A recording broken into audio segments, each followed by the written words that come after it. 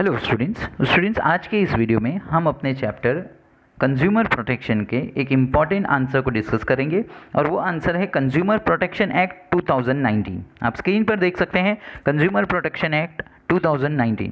Students as हमारे India में जो कंज्यूमर प्रोटेक्शन एक्ट था वो 24 दिसंबर 1986 में पास हो चुका था, जो सेंट्रल गवर्नमेंट ने पास किया था 24 दिसंबर 1986 को। और इसी वजह से 24 दिसंबर को हमारे इंडिया में नेशनल कंज्यूमर डे के हिसाब से सेलिब्रेट किया जाता है। 24 दिसंबर को नेशनल कंज्यूमर डे के हिसाब से मनाया जाता है बच्चों। लेकिन हमारी ministry of law and justice ने एक नया एक्ट लाने का प्रपोजन रखा था, और नया एक्ट जो आया वो है कंज्यूमर प्रोटेक्शन एक्ट 2019 का, जिसको हमारे प्रेसिडेंट ऑफ इंडिया ने 9 अगस्त 2009 को परमिशन दे दिया, उसे एसेंड कर दिया।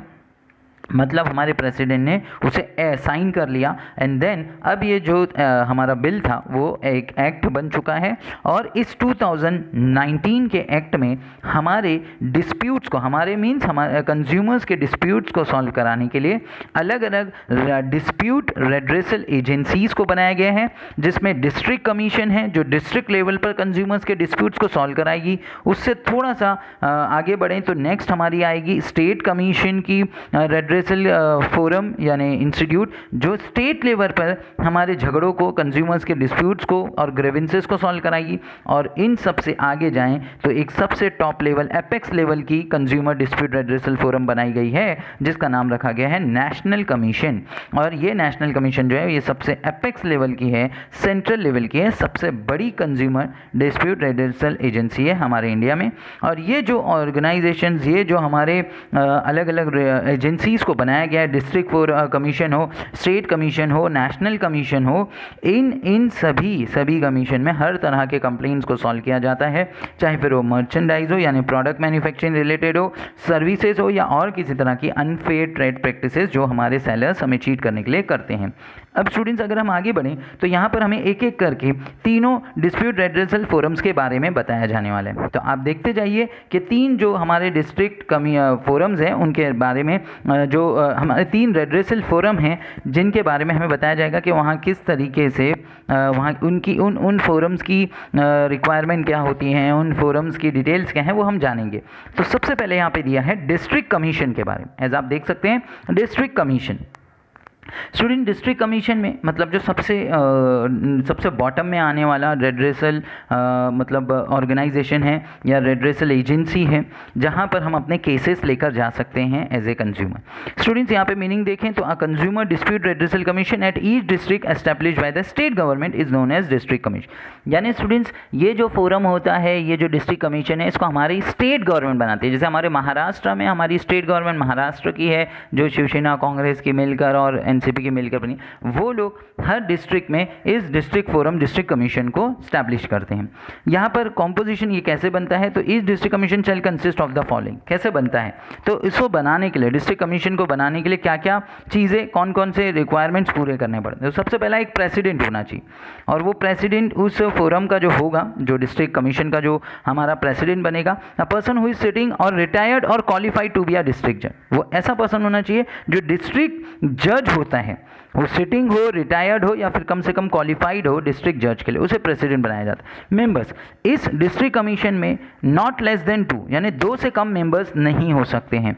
ओके, 2 से कम तो हो ही नहीं सकते स्टूडेंट्स, आपको याद रखना है 2 मेंबर्स तो चाहिए ही चाहिए, यानी प्रेसिडेंट प्लस 2 मेंबर्स आपको ध्यान में रखना होगा कि वी नीड दैट। उसके बाद है टेन्योर अगर देखें तो अगर कोई भी पर्सन एज ए प्रेसिडेंट और मेंबर अपॉइंट होता है, चाहे वो प्रेसिडेंट अपॉइंट हो चाहे मेंबर्स अपॉइंट है डिस्ट्रिक्ट कमीशन में, वो अपने ऑफिस, अपनी पोजीशन को होल्ड कर सकते हैं till the completion of his term for which he has been appointed, और the members will hold office for 5 years और up to the age of 65 years whichever is earlier.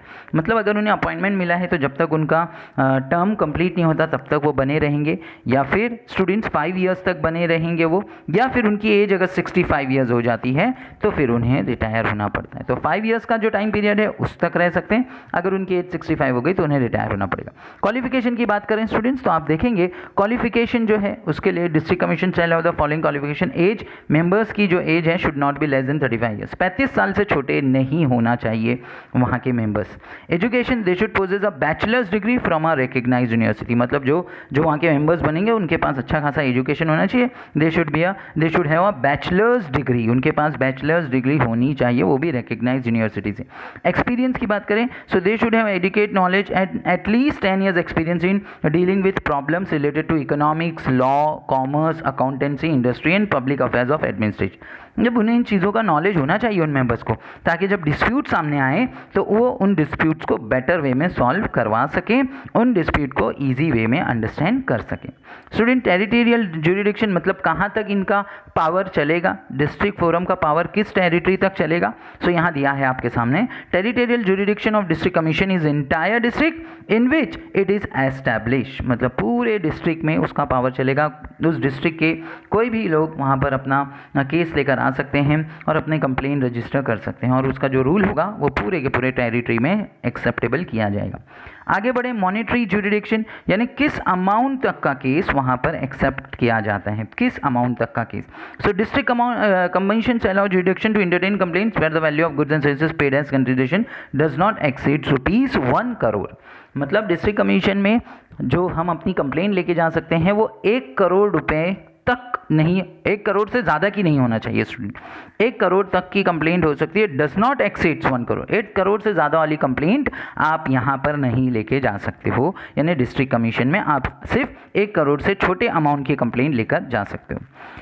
अगर मानिए आप यहाँ पर अपना केस लेकर जाते हैं और वहाँ से आपको प्रॉपर जस्टिस नहीं मिलता, मतलब डिस्ट्रिक्ट फोरम में आप अपना केस लेकर गए, वहाँ पर आपको जो इंसाफ मिला, जो जस्टिस मिला वो आपको लगा सही नहीं है, तो आप उस फैसले के खिलाफ अपील कर सकते हो, आप उसके अगेंस्ट भी जा सकते हो, और उसके लिए आपको फिर आगे बढ़कर जो उससे बड़ी अथॉरिटी जो कंज्यूमर डिस्प्यूट रेड्रेसल एजेंसी की हमारे पास है, स्टेट कमीशन, वहाँ पे अपील कर सकते हो। उसका रूल ये होगा कि आपको जब डिस्ट्रिक्ट फोरम से जस्टिस मिलेगा उसके 45 डेज़ के अंदर अंदर, आपको ध्यान रखना होगा स्टूडेंट्स, आपको 45 डेज़ के अंदर अंदर आपको उस अपील को, जो आपको जो जस्टिस मिला है उसके अगेंस्ट अपील करना है स्टेट कमीशन में जाके, उसका जो भी सिस्टम होगा, जो भी उसके रूल्स एंड रेगुलेशन होंगे उस हिसाब से आपको करना है, ताकि आपका केस वहाँ पर जल्दी से जल्दी पहुँच सके और आप स्टेट कमीशन में अपने केस को फाइट कर सकें।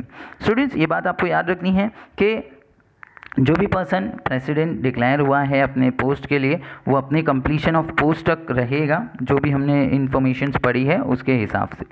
ठीक है स्टूडेंट्स, तो यहाँ पर आकर आपका डिस्ट्रिक्ट फोरम, डिस्ट्रिक्ट कमीशन का इन्फॉर्मेशन जो है वो कंप्लीट होता है। इसके बाद अभी 2 रेड्रेसल हमारी एजेंसीज बाकी हैं, जिसमें एक आएगा स्टेट कमीशन और फिर उसके बाद आएगा हम लोगों का नेशनल कमीशन। मैं अपने आने वाले वीडियो में स्टेट कमीशन और नेशनल कमीशन दोनों डिस्प्यूट रेड्रेसल एजेंसी के बारे में बताऊँगा। ये बहुत ही इंपॉर्टेंट है, आप इन्हें अच्छे से समझिएगा, आप इन्हें अच्छे से अंडरस्टैंड करिएगा। होप स्टूडेंट्स आज का पार्ट इतना क्लियर हो गया होगा। आप अपना ध्यान रखिए, अपने मम्मी पापा का ध्यान रखिए, अपने क्रिएटर को हमेशा याद करते रहिए। God bless you.